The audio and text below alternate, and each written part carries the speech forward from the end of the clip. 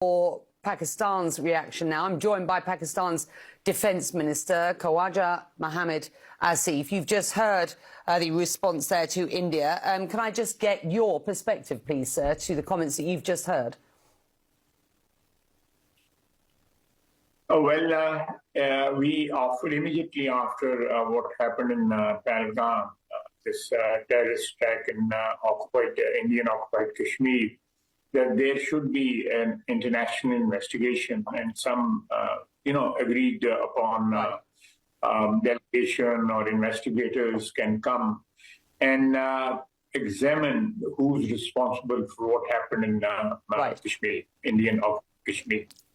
India has not agreed to that. It says it isn't necessary. It accuses terrorist organizations in Pakistan and supported by the government.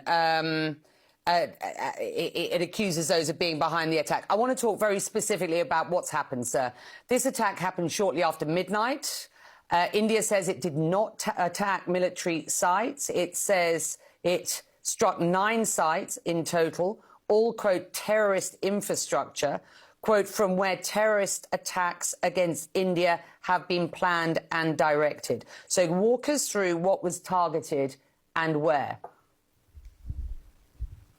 I'll again make the same offer for what happened in Pakistan yesterday.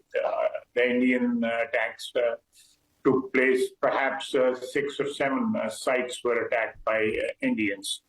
We'll invite, or I think it is already underway, that international media has visited all these sites.